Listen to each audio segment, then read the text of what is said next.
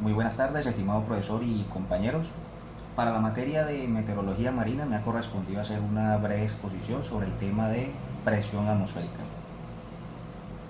Y vamos a empezar haciendo alusión muy brevemente al concepto de presión.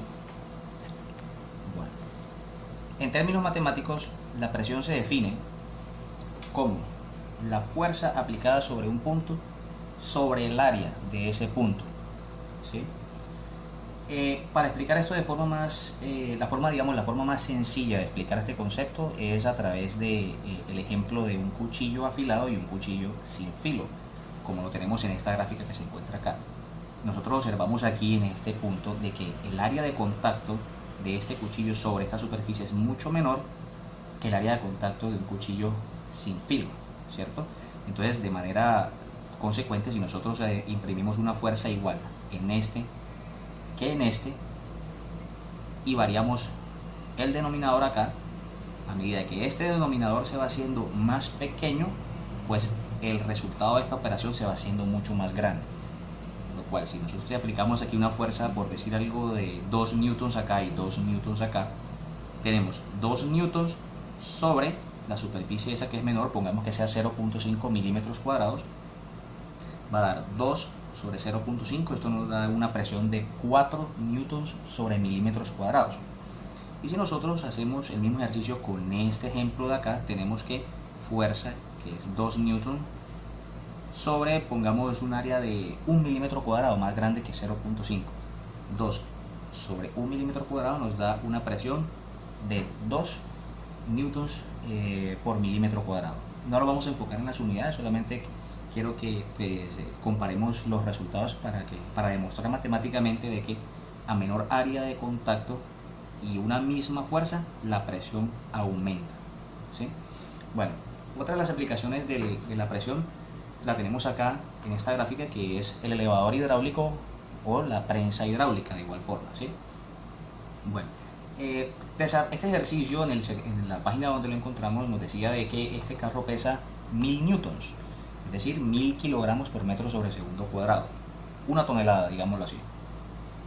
Uno de los principios básicos del tema de presión nos dice que si nosotros tenemos un sistema cerrado como este, es decir, no tomamos en cuenta lo que es la presión atmosférica, en un sistema cerrado como este, la presión, ojo, la presión no la fuerza, la presión es igual en cualquiera de los puntos que se encuentre dentro del sistema, ¿sí?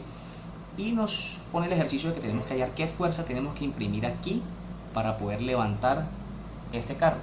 Después de desarrollar todo eso, tenemos que, bueno, antes que todo, si este carro pesa 1000 newtons, pues la fuerza que le vamos a hacer hacia arriba tiene que ser de 1000 newtons o más para que el carro pueda subir.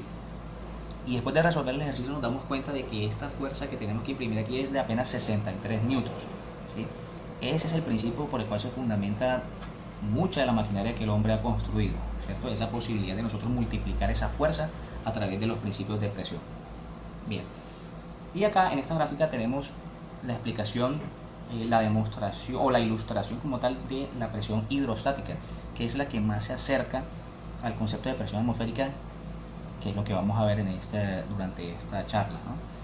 Tenemos que la presión, bueno, ya no estamos hablando de un sistema cerrado, sino de un sistema abierto, donde tenemos en consideración la presión atmosférica. Entonces nos dice que a mayor columna de agua, en este caso, tengamos por encima de un punto, la presión va a ser mayor. Quiere decir que si nosotros tomamos un punto por acá, hay mayor columna de agua y luego en este punto va a haber más presión que en un punto que se encuentra aquí más arriba.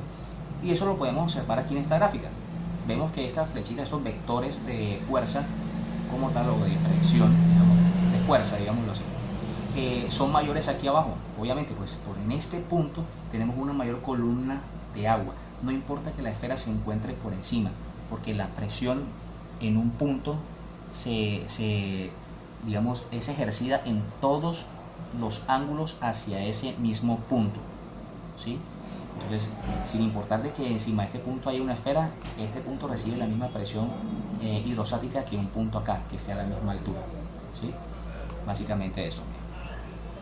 Y tenemos acá la fórmula de presión hidrostática que nos dice que es ρ, que es densidad del fluido, que estemos tomando como referencia, por la gravedad por la altura. Bien, entonces entremos al concepto de atmósfera. Nos dice que se denomina atmósfera a la esfera gaseosa que cubre la Tierra.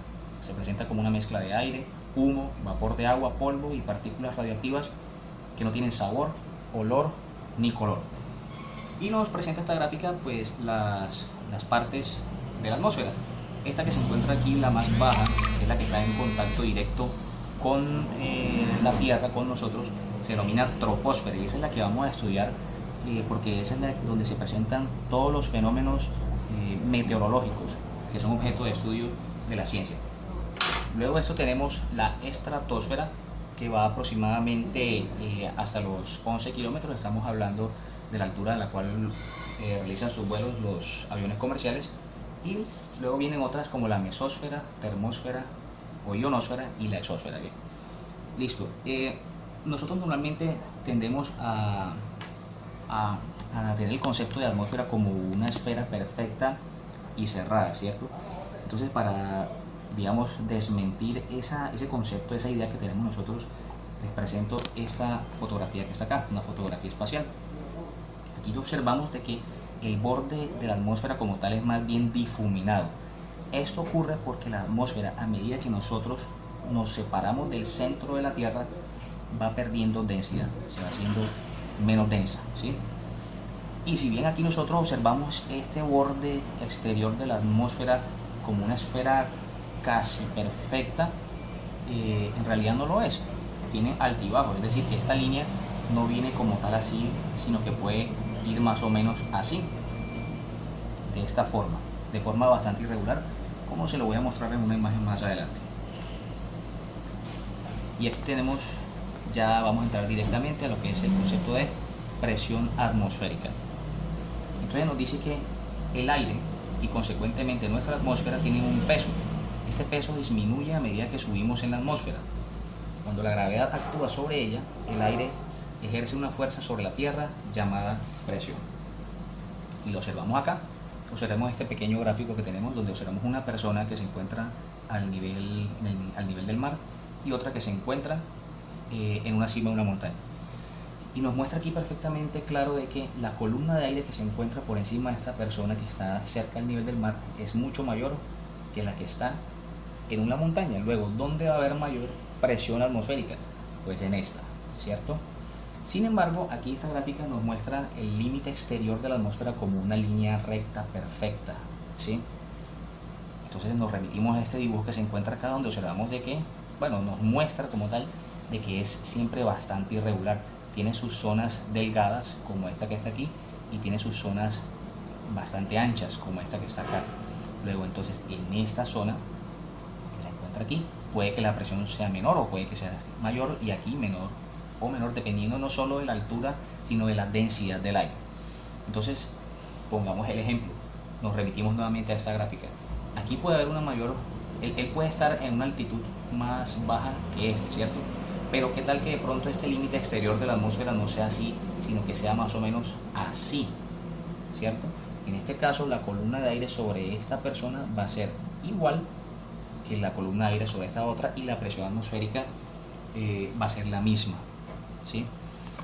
Bueno, los instrumentos de medición para la presión atmosférica, tenemos el barómetro.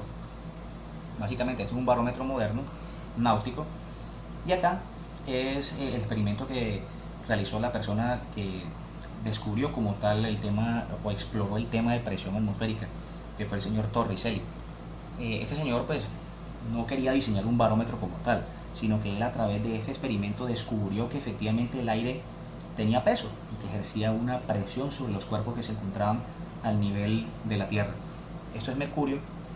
El hombre coge esta pipeta que se encuentra aquí, le tapa este extremo con el dedo, la voltea sobre el mercurio y se da cuenta de que el nivel del mercurio sube y baja dependiendo de la zona de la Tierra donde se encuentre. Si está cerca del nivel del mar, pues el mercurio sube más que si se encuentra en una montaña, ¿sí? Descubriendo con esto el principio de la presión atmosférica. Presión atmosférica y viento o movimiento de masas de aire. Ese es tema bastante importante. Entonces miremos acá. Esta gráfica lo que nos muestra es, bueno, como principio de la mecánica de fluidos nos dice que todo fluido se mueve de un punto de mayor presión a un punto de menor presión. Y para demostrar eso les presento estas dos ilustraciones. La primera es un globo, ¿cierto? Tenemos un globo lleno de aire, el cual tiene una presión mucho mayor que la presión que se encuentra fuera del globo, ¿cierto? ¿Por qué? Porque las paredes del globo, por su efecto elástico, tienden a oponerse a la expansión. Ellas quieren es recogerse como tal. Entonces ese aire se encuentra a una presión, y una vez el globo encuentra un orificio por donde salir, pasa de este ambiente de mayor presión a uno de menor presión. Lo mismo ocurre acá con una tubería de agua. Dentro de la tubería hay más presión que fuera de ella. Luego, al abrirse un agujero en ella, el agua sale disparada hacia fuera de la tubería. Entonces, en teoría, si nosotros imaginemos que pudiéramos coger una pipeta de gas, un cilindro de gas, con sus paredes bastante rígidas y con una presión que pues todos sabemos que es bastante grande, y meterla en la fosa de las Marianas, por ejemplo, ¿cierto? El punto más profundo de nuestros océanos. En teoría deberíamos encontrar un punto en esa fosa donde la presión del mar es mayor que la presión que está dentro del cilindro. Entonces, si nosotros abrimos la boca del cilindro, en teoría el gas que se encuentra dentro no podría salir, porque afuera hay más presión que dentro del cilindro, ¿sí? Bien.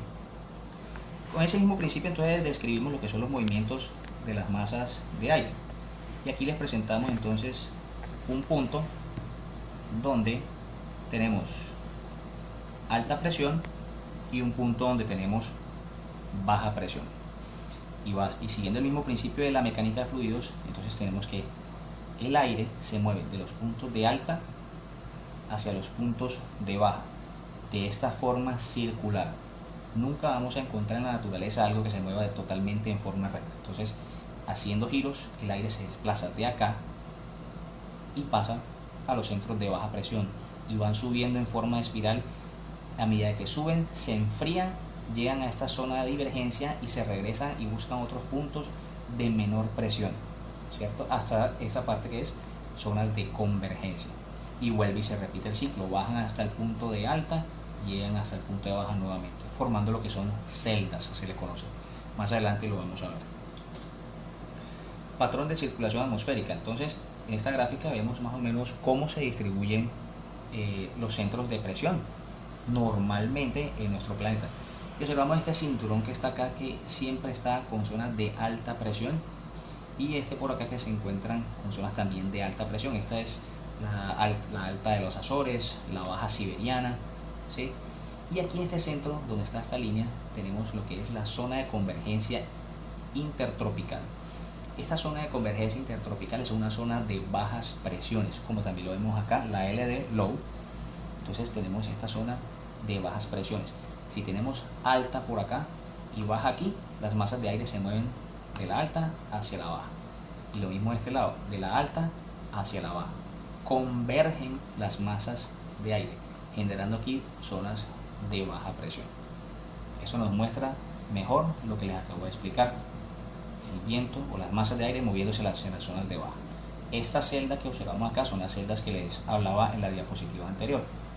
Desde una zona de alta hasta una zona de baja presión, sube, se regresa a una zona de divergencia, llega a una zona de convergencia y se regresa hasta la alta.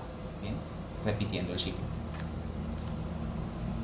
La presión atmosférica y la latitud. Bueno, este es un efecto que se produce por el efecto, digamos, la variación de la presión atmosférica varía dependiendo de la latitud. Aquí tenemos el ecuador terrestre, ¿no? Si nosotros nos movemos hacia el norte o hacia el sur, alejándonos del ecuador terrestre, vamos a ver que la presión atmosférica aumenta. ¿Listo? Si la Tierra fuera totalmente esférica, no deberíamos ver ese tipo de situaciones. Pero aquí lo muestra muy claramente, y eso se debe a que la fuerza de aceleración, digamos, la aceleración centrífuga de la Tierra es mayor en este punto que en los polos, ¿sí?